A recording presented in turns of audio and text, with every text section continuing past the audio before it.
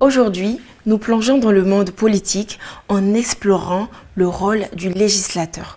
Pour ce thème important, je ne suis pas seule, je suis accompagnée de deux personnalités et pas des moindres. Monsieur Martial Achebro, Jean-Martial Achebro, fils de Bégerville, auditeur en exécutif, MBA en administration des affaires, chef d'entreprise également et candidat indépendant à la députation des législatives 2021. Notre deuxième invité est Monsieur Ivernel Umbolo, fils d'Anyama Aziagué, secrétaire national de la jeunesse FPI, chargé des régions des 2A, c'est-à-dire Abobo et Anyama. Soyez les bienvenus. Je vous en prie. Je vous sens un peu crispé. J'espère que vous êtes prêts parce que tout à l'heure, j'ai beaucoup de questions pour vous. Sans plus tarder, entamer notre première question qui est de savoir quel est le rôle du législateur dans la politique. Merci bien. Bien avant, permettez que je dise encore félicitations à la direction de cette chaîne pour avoir invité les jeunes que nous sommes pour parler d'un thème aussi très important. Le législateur a 3 fonctions. La première, c'est de représenter la communauté. Okay. Représenter le peuple, en fait. Et la deuxième fonction, c'est de proposer et voter les lois. Et la troisième, c'est contrôler l'action gouvernementale. Voilà ce que je peux dire sur le rôle du législateur. D'accord. Voilà. Merci, Monsieur Jean-Martial. Est-ce que vous avez quelque chose à rajouter? Oui, il faut aussi un peu explicitement dire que le rôle d'un député, c'est de recueillir des informations de la base, de sa population et remonter ces informations-là comme proposition de loi au niveau de l'exécutif, du gouvernement et faire voter ces lois à l'Assemblée nationale et puis à la suite veiller à l'application de ces lois pour le bien-être de sa population. C'est bien dit. Il n'y a pas de souci, c'est bien compris. Oui. Et j'aimerais donc savoir, il y a un adage qui dit que si tu ne fais pas la politique te fait. Est-ce que vous pouvez nous expliquer plus ou moins? Si tu ne fais pas la politique te fait. Bon, en fait, il faut dire que l'homme même est né politique. Okay. Voilà, l'humain est né politique. C'est pour cela que souvent, le père et la mère, il y a toujours une personne qui t'intéresse plus. Parce qu'il y a des affinités. Il y a ce qu'on appelle, si on veut voir... le choix? Pas le choix. L'affinité, ça, le combinage. Ça veut dire que papa ou maman ou papa, la fille, il y a toujours une personne qui t'intéresse plus. Tu ne peux pas aimer les 2 personnes à la fois. Oui, c'est pour ça que j'ai parlé de choix. C'est pour cela que je dis l'homme est né politique. D'accord. Voilà. Donc, il est important de faire la politique dans sa vie. Ok. Voilà. Faire un choix politique et puis mener sa vie. Puisque la politique amène l'homme à avoir une image dans la société. Et en même temps, amener cette société-là à aussi grandir et être dans la paix. D'accord. Ce qui m'amène donc à poser la question de savoir qu'est-ce que la politique en elle-même et qui peut faire la politique? Bon, comme on le dit, à partir de 18 ans, une personne qui a déjà eu le temps d'étudier, le temps de lire, le temps de comprendre, peut déjà adhérer à un mouvement, à un parti politique. D'autres sont dans les ONG, d'autres sont dans des associations pour pouvoir participer à la vie de leur contrée, de leur environnement. Donc, toute personne mûre d'esprit peut faire la politique. Et j'invite surtout ceux qui ont gravé des échelons dans la vie et qui ont une voix à porter pour le bien-être de la population, de s'engager pour porter la voix des personnes qui ne peuvent pas parler. En portant la voix des sans-voix, on vous appelle homme politique. Parce que vous parlez au nom d'un peuple, au nom d'un groupe. D'accord. Et selon vous, qu'est-ce que la politique? La politique, c'est l'exercice d'un pouvoir dans une société plurielle. Elle peut être une société modernisée, soit démocratique, n'importe quoi. Okay. Vous voyez, et la finalité de la politique, c'est d'améliorer l'existence humaine. Nous faisons la politique pour améliorer la qualité de vie. Nous faisons la politique pour résoudre un problème mal posé. Nous faisons la politique pour amener l'espèce humaine à une dignité. C'est ça la finalité de la politique. Au-delà de toutes les autres divergences, on ne peut parler de politique lorsque les êtres humains que nous sommes accédons à un idéal commun qui est le bonheur. La politique, c'est fait pour rendre les personnes heureuses. Au-delà, il n'y a pas de politique. Faire de la politique, ce n'est pas faire de la guerre. Faire de la politique, ce n'est pas amener des peuples à être vindicatifs. Faire de la politique, ce n'est pas de la brutalité. C'est pourquoi la politique, c'est une mission la plus haute et noble, parce qu'elle transcende sur la condition humaine. Elle rend les peuples heureux. La notion du bonheur doit être recherchée dans l'objectif de tout politicien. Et cela passe nécessairement par une éducation des masses pour que nous accédons au développement. C'est ça le sens de faire la politique. Très bien, c'est très intéressant parce que vous disiez tout à l'heure beaucoup de choses, oui. Notamment il faut être éduqué, d'après ce que j'ai compris, oui. Il faut être éduqué pour faire de la politique. Oui. Est-ce qu'il y a des programmes qui sont mis en place pour sensibiliser la jeunesse, les emmener à comprendre ce que c'est que la politique, le jeu politique et le sens de la complicité entre les politiciens? Parce que il paraît que vous voyez, vous parlez entre vous. Par contre, les messages que vous adressez ne sont pas forcément compris de la même manière. Et ça crée des émeutes dans les rues et tout. Est-ce qu'il y a des programmes qui sont mis en place pour ça? Ok. Il faut dire déjà sur cet aspect que au niveau des classes politiques, bon, je veux parler du RHDP, oui. ou soit les différents partis. Le FPI, puisque mon ami, il est du FPI. Il y a l'école des partis, je crois, il y a l'école des partis. Ceux qui ont la chance aussi d'être à l'université, bon, qui peuvent apprendre aussi les sciences politiques. Mais je vais dire que rien ne se construit sans formation, sans éducation. Et dans nos partis politiques, même dans les associations, je pense que la citoyenneté et le civisme doivent prévaloir. Okay. Donc à tout niveau, tant qu'il n'y a pas d'éducation, on ne peut rien faire. Pour vous dire simplement qu'il y a des cadres qui sont là où les gens peuvent être éduqués, peuvent éduquer leurs militants à l'intérieur de leur parti politique, que ce soit, il y a la formation du militant, mais que ce soit dans les autres associations, il y a toujours une place qui est réservée à la formation. D'accord. Voilà. Par contre, il y a aujourd'hui la télévision, les réseaux sociaux sont des canaux par lesquels on peut percevoir les messages des politiciens et bien d'autres messages. Donc, qu'est-ce que vous dites à ces personnes-là qui ne savent pas forcément lire ni écrire, mais qui arrivent à vous entendre, à vous regarder à la télé, à la radio et tout? Comment est-ce que vous leur permettez de recevoir peut-être la formation ou de comprendre le rôle du politique et que la politique, ce n'est pas la guerre? Ok.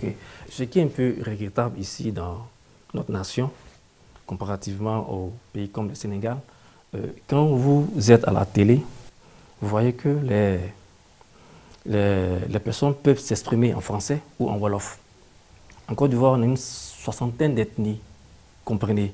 Et les messages qui sont passés soit à la télé ou sous d'autres médias, vous voyez un peu, si les gens ne comprennent pas le français, ils s'expriment quoi?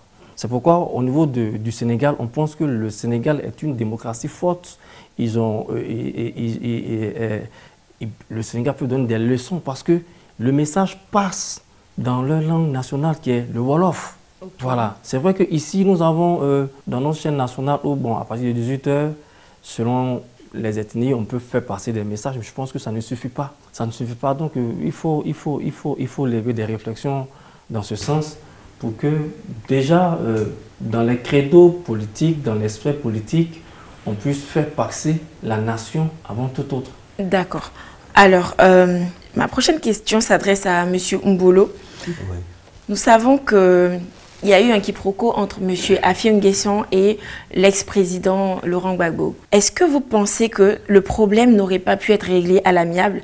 Et quels sont les liens qu'il y a entre politiciens, entre vous? Dites-nous aujourd'hui comment vous réglez vos problèmes. Ok. Vous avez dit un problème, le problème doit être réglé à l'amiable. Généralement, il y a des problèmes de politique qui se règlent, comme vous avez dit, en politique. Mais le problème qui s'est passé entre le président Laurent Gbagbo et le premier ministre, président du FPI, le président Pascal Afi N'Guessan, et il faut dire que ça a été un problème de personne. Ce n'est pas un problème politique, c'est un problème de personne. Ce n'est pas un problème politique. Comment ça? Quand je dis que ce n'est pas un problème politique, le président Afi N'Guessan a été président du FPI depuis 2001. Juste après la cession du président Laurent Gbagbo à l'exécutif. Le président Afi N'Guessan, après le congrès du FPI en 2001, le président Afi N'Guessan est resté président du FPI jusqu'à aujourd'hui. Si on voulait rester dans les normes, dans le respect des tests, il n'y aurait pas avoir le problème. C'est parce qu'il y a un problème de personne qu'on ne nous dit pas. C'est pour cela que le problème s'est transformé, transvasé et arrivé sur le terrain politique. Non, ce n'est pas un problème politique. Je pense que le FPI n'a pas de problème avec Laurent Gbagbo. C'est un problème de personne entre le président Laurent Gbagbo et le premier ministre, président du FPI. Peut-être vous n'avez pas suivi. Le président Pascal Afi N'Guessan était déjà en prison en 2010, juste après les élections. Après l'arrestation de tous les cadres, le président Pascal Afi N'Guessan est sorti de la prison que le 5 août, si je ne me trompe pas bien, 2013.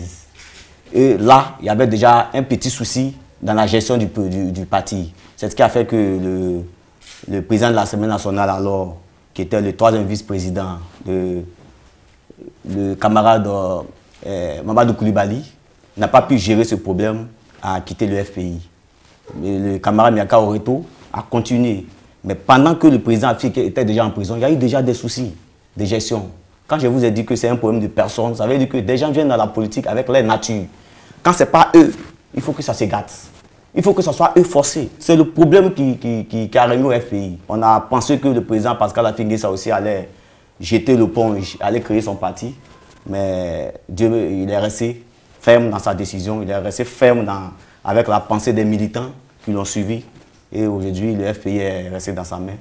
Et nous travaillons de telle sorte que d'ici 2025-2030, on ressort un parti politique qui a une vision. Et non seulement la vision est restée, mais cette vision soit prônée sur la chambre du chiquet national pour que les Ivoiriens sachent que le FPI c'est une machine et c'est une structure, c'est une vision pour le peuple. Et non un élément pour une seule personne pour mettre ici, ouais, avancer comme la personne de vie. Très bien. Je profite pour poser la question de savoir, au jour d'aujourd'hui, quelle est la vision de votre parti politique? Ok. Le FPI a un programme depuis sa création et depuis 2000, nous avons eu le programme de la refondation. Malheureusement, a été interrompu.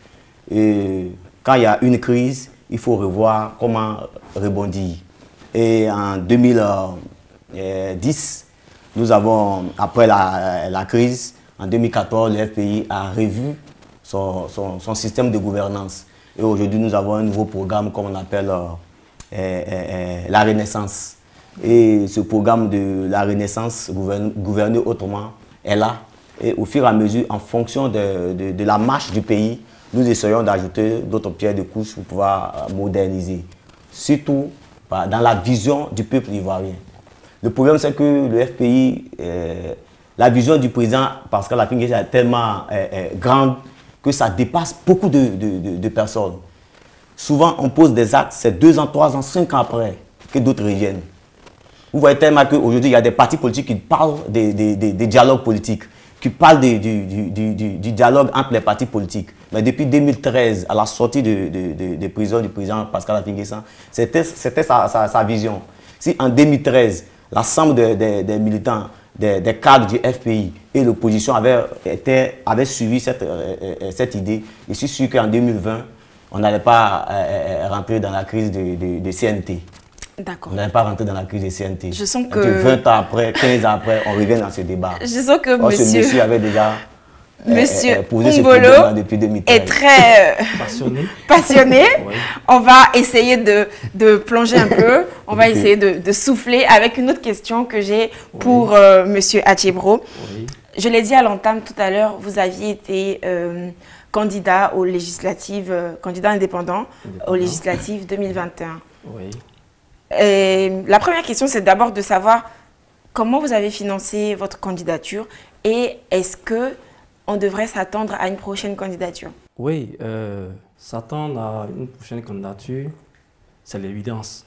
Ok. Elle est très évidente parce que je peux dire que la première tentative, c'est vrai que nous ne nous attendions pas à cela, mais ça a été une très belle expérience.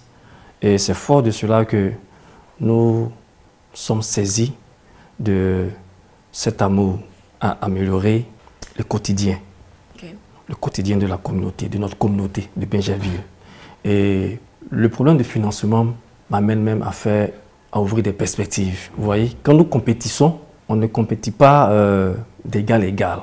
Parce qu'il faut qu'en Côte d'Ivoire ici, on travaille sur la gouvernance politique. Vous voyez, je vais vous expliquer ça de manière simple.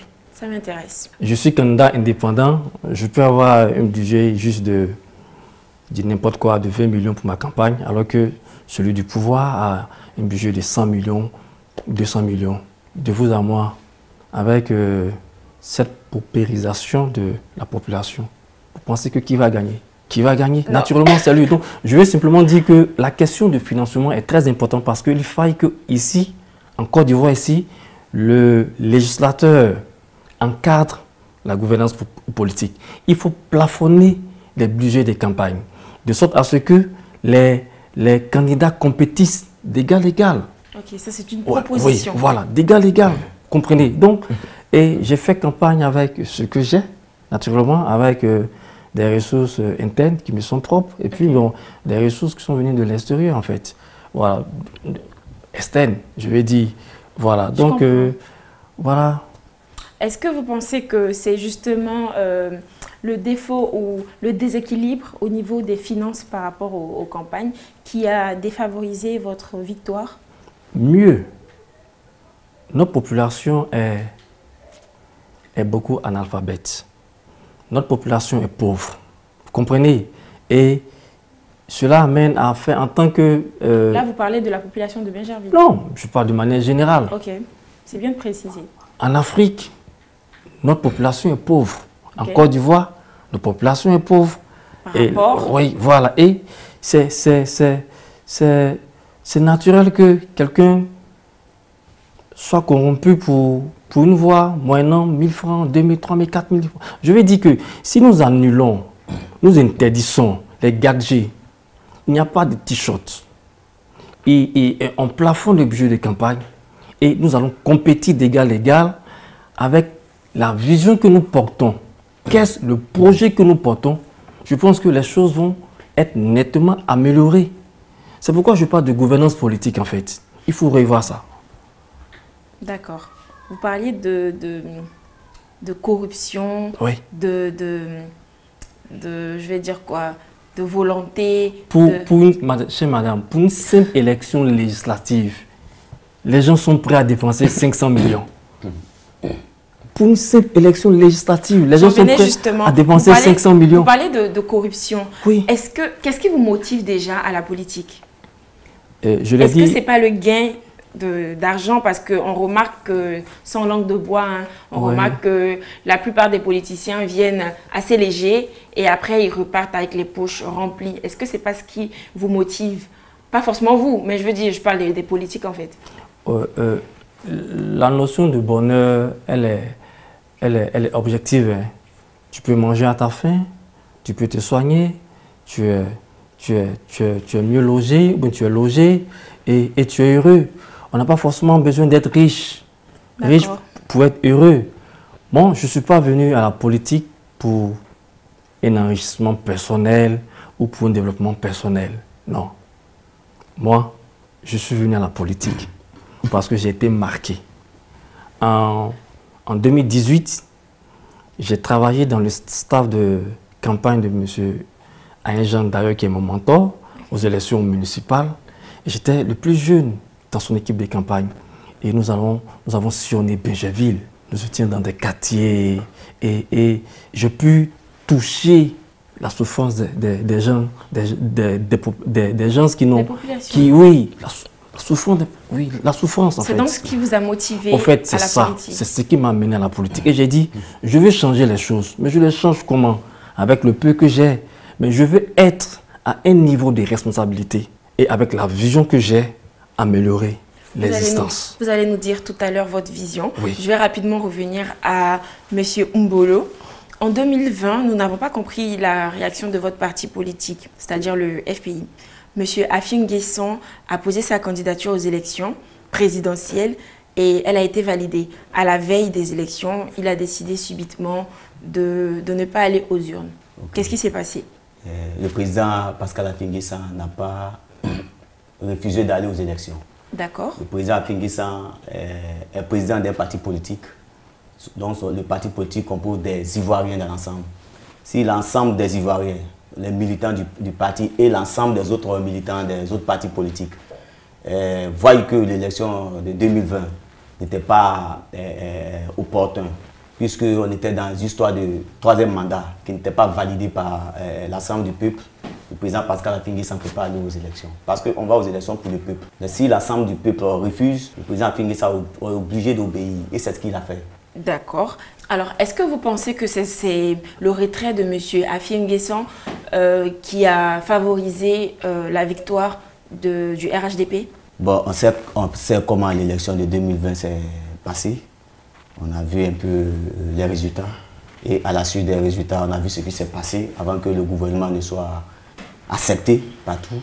Donc, ce n'est pas le président Afin Guesson qui a validé la continuité du pouvoir du président Ouattara. Ce n'est pas le président Afin Guesson, mais c'est l'ensemble du système qui s'est déroulé.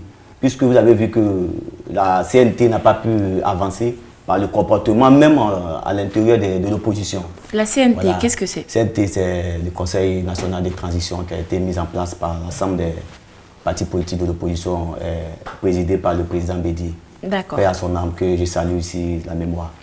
Donc le président Afin Guesson a été le porte-parole. D'ailleurs, qui n'est pas le premier à commencer, il n'a fait qu'emboîter le pas, puisque l'ensemble de la population ivoirienne a décidé que le président Ouattara ne continue pas son troisième mandat. C'est ce que on a tous accepté.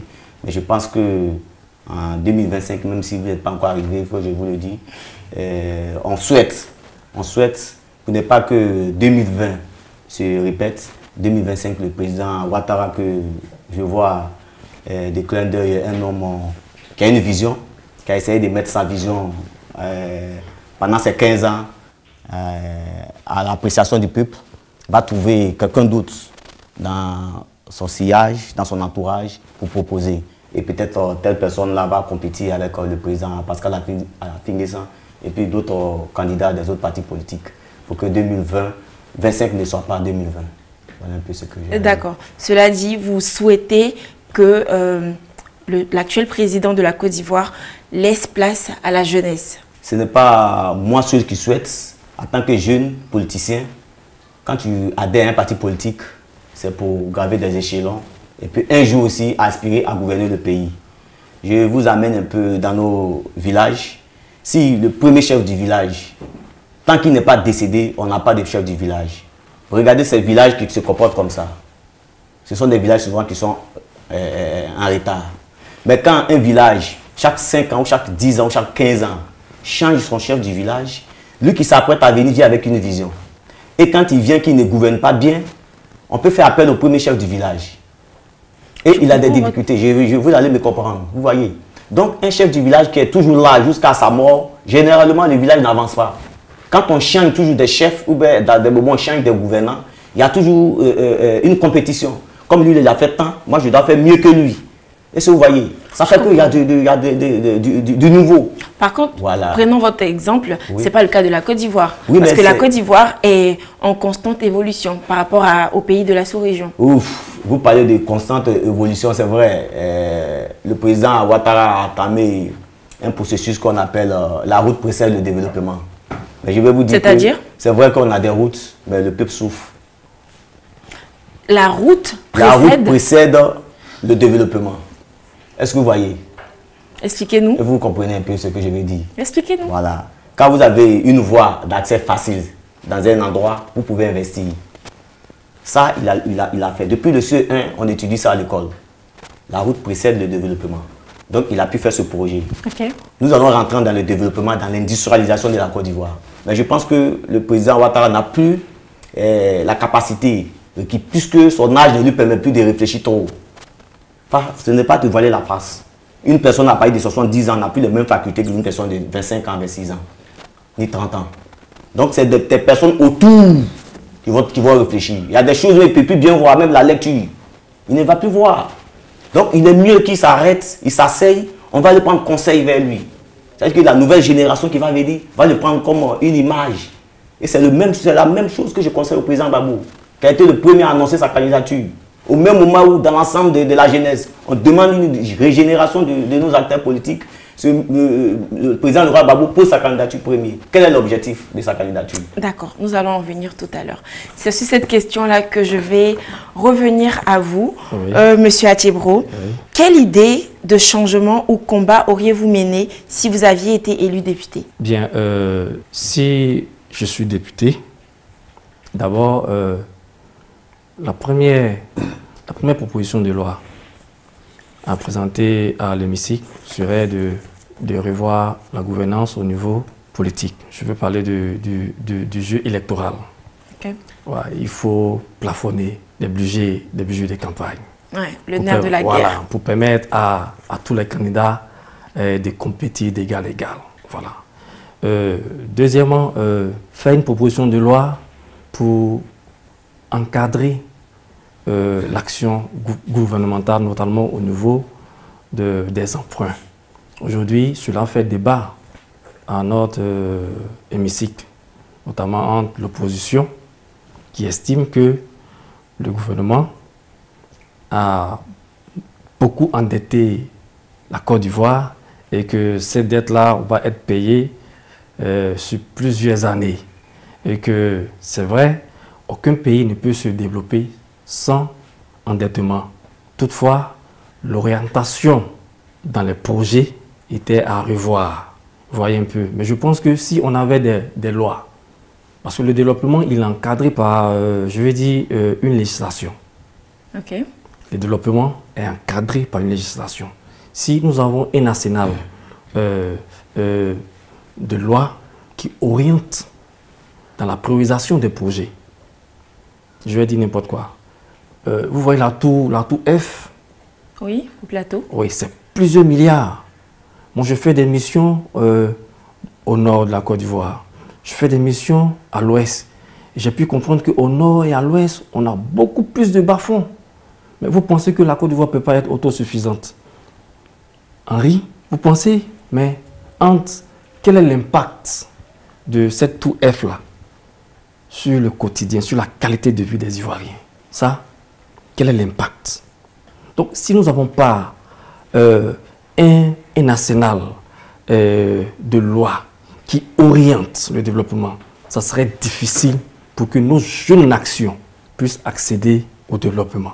Au gouvernement? Non, au développement. Okay. Parce que on prend l'argent et on met dans ce qu'on veut. Alors que il doit y avoir des priorités. Vous voyez un peu, il doit y avoir des priorités. Moi, j'ai envie de savoir, qu'est-ce que vous entendez par arsenal de loi, concrètement? Je veux dire un ensemble de au fait, je dis n'importe quoi. Il y a la menace terroriste, n'est-ce pas? Okay. Mais aujourd'hui, il faut qu'au niveau de nos lois, on puisse adapter la lutte contre le terrorisme avec nos lois. Bon, si aujourd'hui, on a un cas de force majeure où on a des terroristes qui rentrent en Côte d'Ivoire. Bon, je vais dire, la loi est faite pour orienter l'action gouvernementale, pour encadrer tout ce que va dans le sens du développement. Et si, au niveau de notre législation, nous n'en disposons pas, ou si nous n'actualisons pas nos lois, ou si nous ne nous mettons pas au rythme des enjeux, ça serait difficile pour nous d'être réactifs Je comprends. D'être dans l'anticipation. Je comprends, mais il y a plusieurs attaques terroristes qui ont été interceptées récemment. Donc, il y a forcément un travail qui se fait. Qu'est-ce que vous en pensez? Parce que sinon, on serait dans des situations assez compliquées ici. Oui. Bon, c'est la menace. C'est une menace. Et ça, c'est une menace même qui va même au-delà de nos frontières. Et il y a une riposte inter-État, il y a une riposte régionale. Et il y a aussi nos partenaires internationaux qui nous aident dans la production de renseignements et autres. Mais tout ça doit être encadré par oui. D'accord. C'est vrai que je ne suis pas sécurocrate, mais je sais que, par exemple, à quel moment on active telle force ou telle force, tout ça c'est encadré par la loi. Vous comprenez? D'accord. Voilà. Nous comprenons mieux. Alors, en 2025, parlons perspective. Est-ce que vous allez intégrer un parti politique ou est-ce qu'on devrait s'attendre à une prochaine candidature?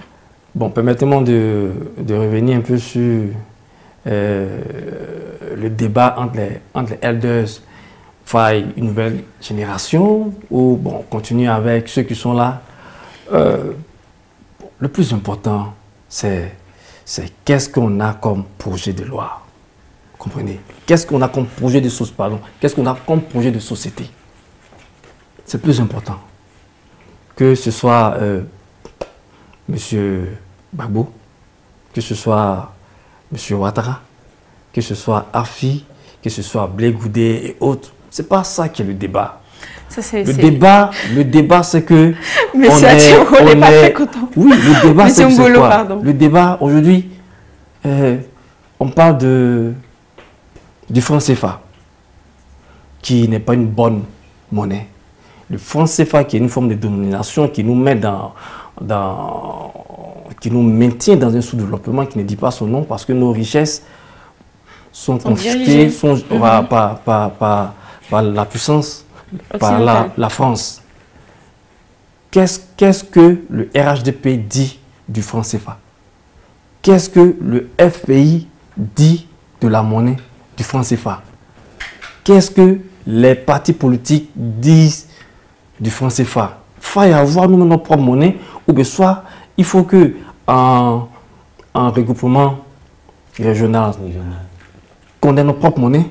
C'est ça. Aujourd'hui, le cacao, on a une politique comment on appelle ça, une politique je ne sais pas comment les gens appellent ça, où il faut... Fixation des prix. Bon, en fait, on n'agit pas selon l'offre et la demande.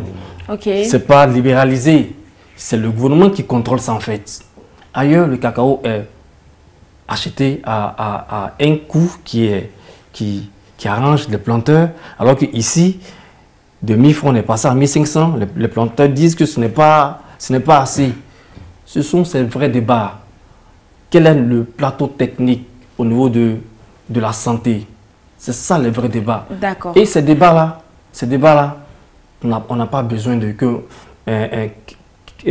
problèmes de personne. Moi, je pense qu'on fait trop de fixations sur Ouattara, Gbagbo. C'est des gens qui vont passer.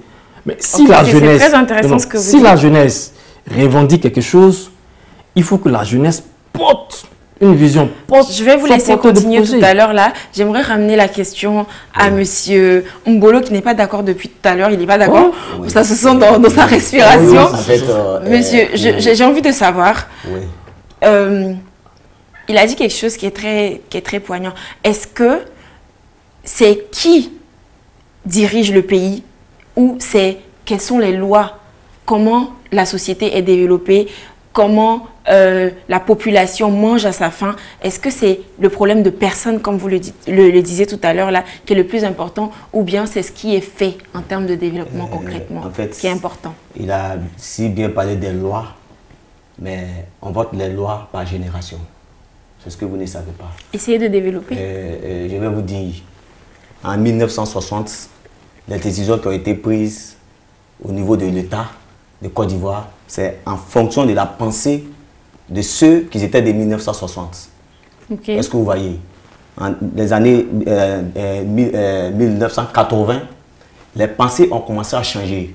Surtout au niveau de la création des syndicats, la révolution de nos intellectuels qui sont allés étudier en France, quand ils sont revenus en Côte d'Ivoire, et puis ils ont vu la manière dont le président Houphouët conduisait la Côte d'Ivoire, ça ne les arrangeait pas. Parce qu'ils voient ce qui se passe ailleurs, et ils voient qu'en Côte d'Ivoire, c'est comme l'indépendant n'était pas ça.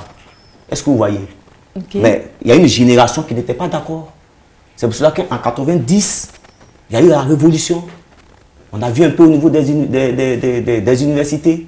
Jusqu'à ce qu'en 2013, en 93, malheureusement, on ne pouvait pas. Est-ce que vous voyez? Mais quand le président Bédier est venu, il y a des décisions qu'il a prises en fonction de la réalité. Donc quand on me dit non, que ce n'est pas des personnes, mais je veux dire, c'est un danger. C'est un danger. Il faut adapter des situations et si on veut voir, des temps avec des personnes qu'il faut. La réflexion du président Ouattara aujourd'hui, c'est une réflexion des années 90. Ce qu'il a fait avec le blanc, c'est ce qu'il met en place aujourd'hui. Nous, notre génération, c'est vrai, tu vas faire une route, quitter chez moi à Zagué-Blida pour arriver à Niamey, c'est rapide. Mais quand tu arrives à Zagué-Blida et que le compteur du vieux, où il n'y avait pas de route, qui était payé à 7 000, 3 000, voire même 2 000 francs, se retrouve à 25 000 chaque 2 mois. Sodeci, qui était à 1 000 francs, 2 000, qui se retrouve à 30 000 chaque 3 mois. Vous comprenez un peu le problème. Tu peux développer, mais quand tu finis de faire la route et que la personne se retrouve en difficulté, quand on arrive à une génération, c'est comme ainsi. On demande à ces personnes-là de nous observer. Observer une autre génération aussi va le faire. C'est pour cela qu'on parle de génération en génération. Mais si on dit non, ce n'est pas des personnes, c'est que tant que le vieux n'est pas mort, il n'y a pas de chef de famille, il n'y a pas de... Nous souhaitons la mort de personne.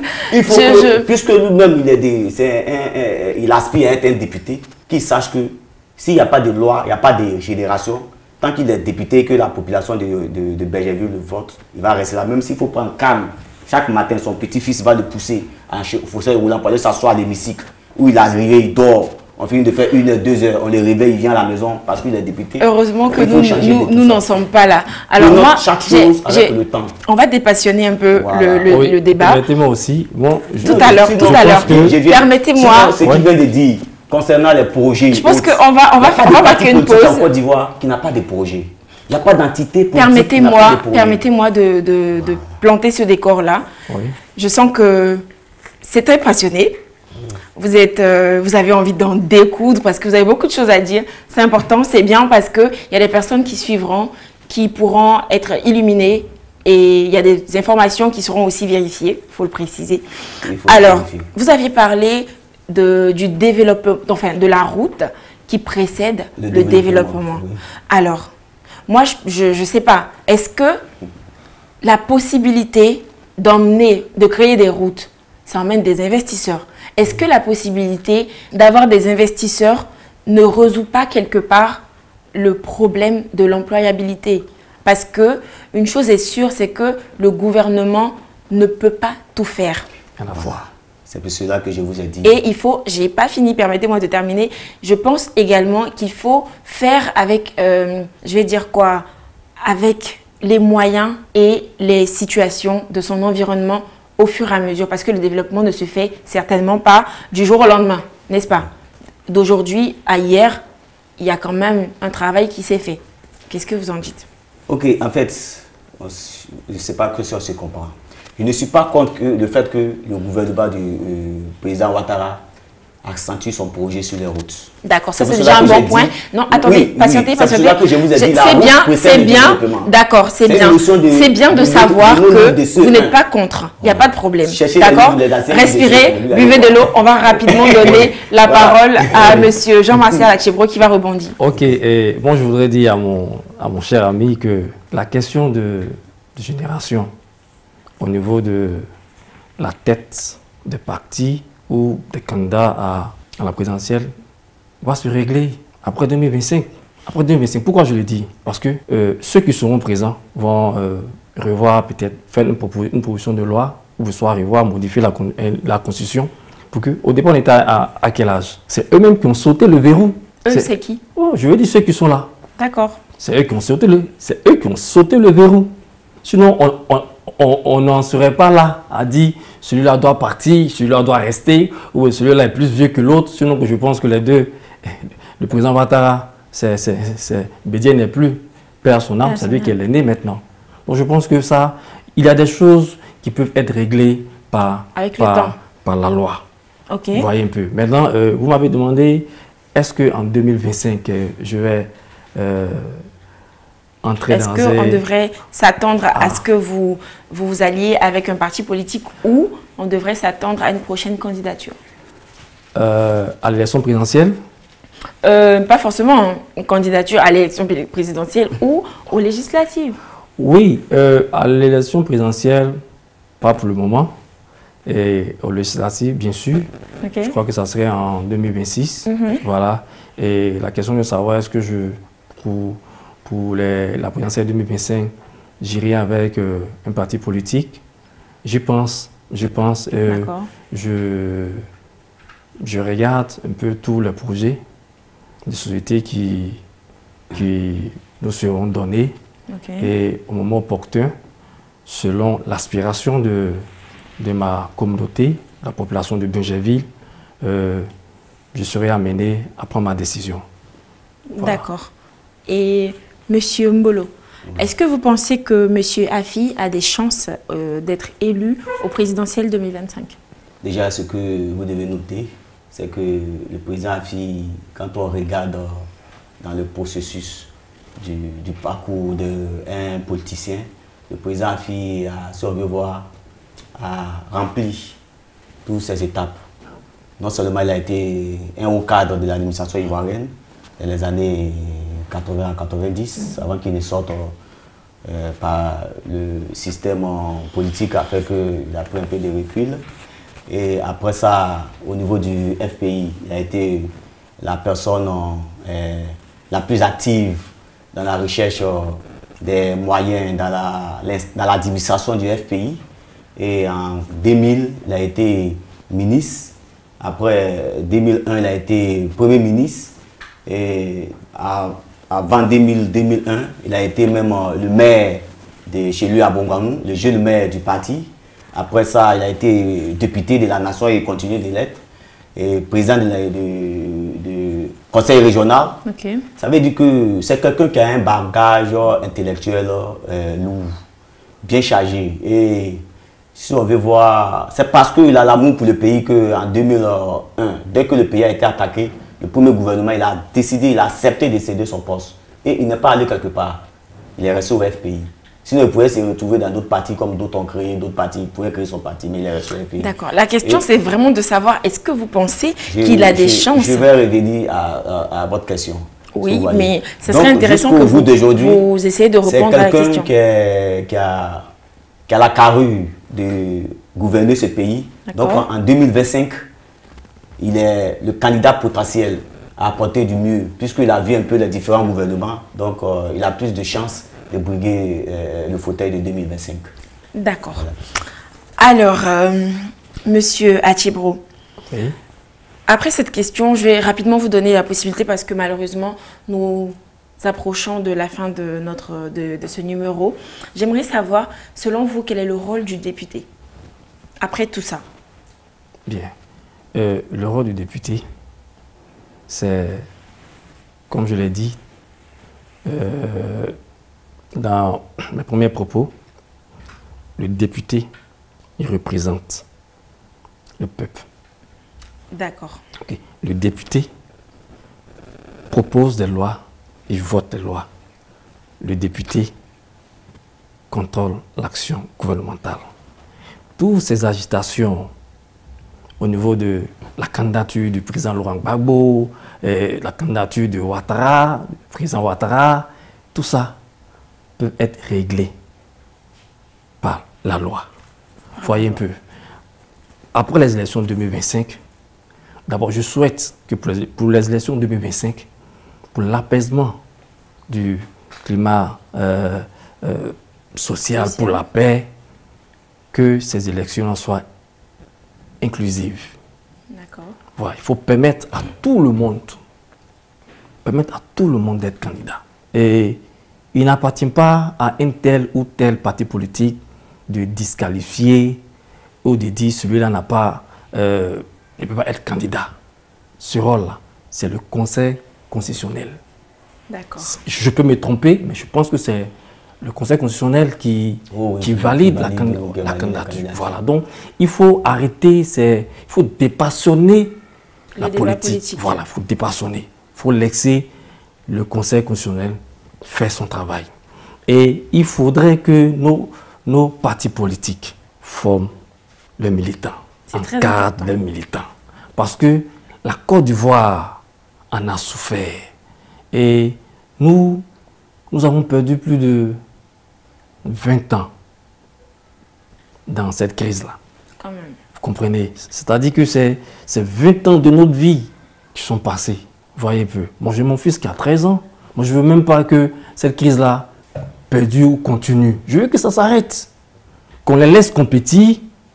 Et celui qui aura gagné, les députés seront là pour, ou soit par le biais d'un référendum, hein, on modifie la constitution et on dit désormais pour être candidat c'est tel âge.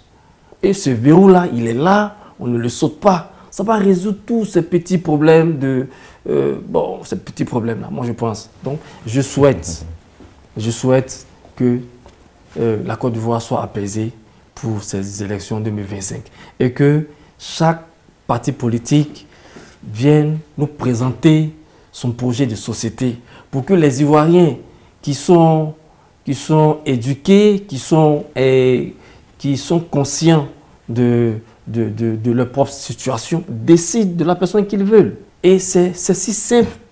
C'est si simple ça, madame. D'accord, c'est bien compris.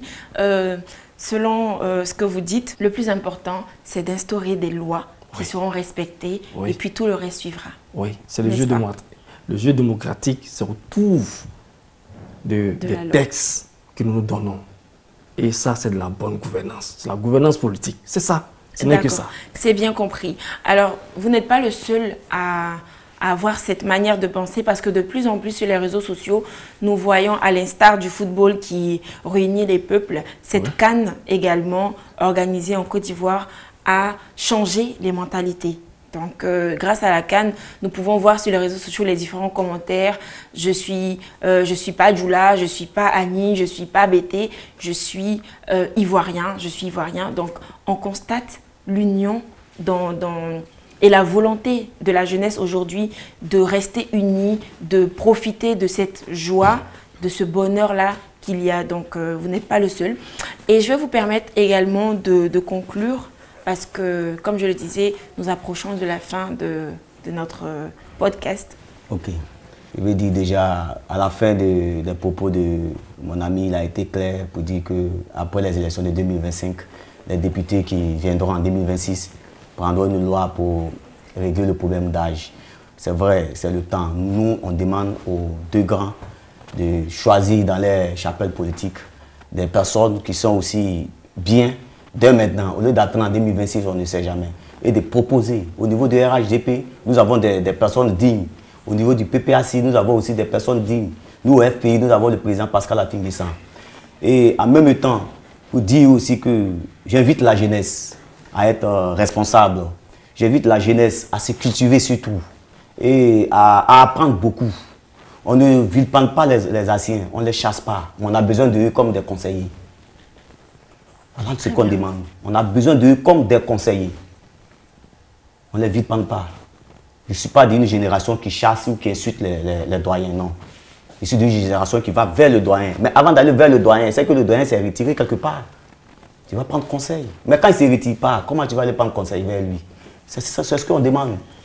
Donc, il faut que la jeunesse ivoirienne se réveille, prenne sa responsabilité pour qu'à la suite, d'ici 2025, on ait une génération capable de gouverner ce pays et apporter aussi des idées nouvelles.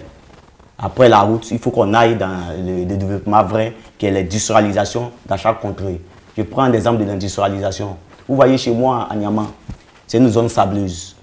On peut développer les sociétés de carrières. Aujourd'hui, les sociétés de carrières qui sont installées là-bas sont des sociétés villes. C'est-à-dire qu'on va voir les villageois, on prend une zone, on développe comme on veut. Il n'y a pas de contrôle.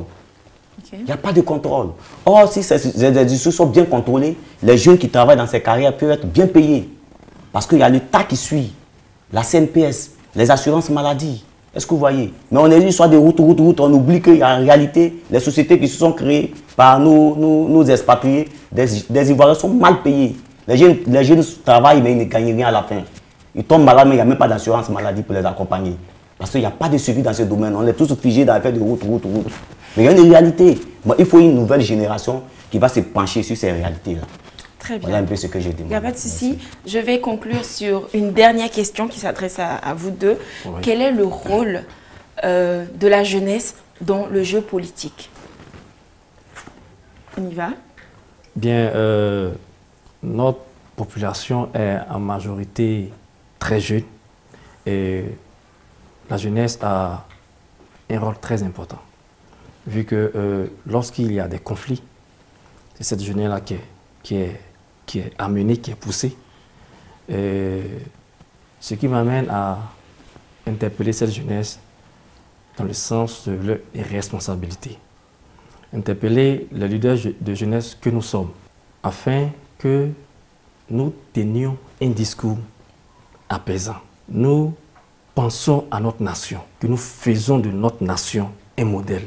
Et en cela, demander aussi la grâce de Dieu. Parce qu'en Côte d'Ivoire, les 3 dernières élections nous ont laissé un très mauvais souvenir. Oui, un goût amer. Un très mauvais souvenir. Et nous prions le Seigneur pour que en 2025, pour cette élection de 2025, que la grâce et la faveur de Dieu reposent sur la Côte d'Ivoire et que Dieu même habite nos hommes politiques de sagesse. Amen. Que nos leaders soient responsables et que la jeunesse que nous représentons, que nous sommes, soit responsable.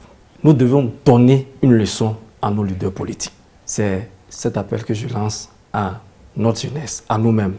Jeunesse que nous sommes, donnons une leçon à nos leaders politiques en leur disant que nous sommes responsables, que nous aimons la Côte d'Ivoire. Il n'y a pas de raison que cette Côte d'Ivoire brûle parce que eux, ils ne s'entendent pas. C'est tellement bien dit que j'ai juste envie de passer la parole à Monsieur Mbolo. Bon, c'est dans la même veine. Il faut éduquer nos jeunes, nos frères, dans nos différentes bases, nos fédérations, dans nos régions, pour les inculquer le bien-être, le mieux-être, le savoir-faire et le savoir-vivre. Le respect des aînés, mais en même temps aussi, le savoir copier ce qui est bon. Ce n'est pas parce que j'ai vu que ça se fait ailleurs que je vais venir faire ça chez moi. Ça peut se faire ailleurs, mais avant de venir faire chez toi, il faut regarder dans ta zone comment on marche. Et petit à petit, tu apprends et tu le fais. Voilà. Il faut que d'ici 2025, je pense que nous ne sommes pas, nous-mêmes au FPI, on ne pousse pas la jeunesse dans la rue. On oriente la jeunesse vers ce qui est bon. Et c'est ce qui a fait qu'on n'était pas bien compris jusqu'à présent. On oriente la jeunesse vers ce qui est bon. Parce que quand la personne vit, vous pouvez faire la politique. Quand la personne décède, tu ne peux plus faire la politique avec elle. Donc je pense qu'en 2025, ça serait une année de prise de conscience, l'ensemble de la jeunesse, quel que soit les bords politiques, pour qu'on ait un président qui incarne l'image d'une jeunesse responsable. Voilà, que ça. Bien, après ces deux avis opposés et ce long moment de discussion, très enrichissant d'ailleurs, nous retenons beaucoup de choses, il y a beaucoup de conseils et c'est sur ça que nous allons mettre fin. Tout ce que je retiens après ce moment-là, c'est que la jeunesse est un pilier essentiel dans le développement, mais surtout dans le jeu politique. Donc il faut s'informer avant de prendre des décisions. Il faut dépassionner, il a dit, il faut dépassionner le jeu politique. Il faut prendre conscience, mais aussi garder l'engagement communautaire et prioriser sa patrie. C'est ça le plus important. Merci beaucoup à vous. Merci d'être venu. C'était un grand plaisir de vous avoir avec nous. Le plaisir est partagé. Jean-Martial Achebro et Monsieur Mbolo, fils d'Anyama. Merci beaucoup et à très bientôt. Merci. Au revoir. Merci.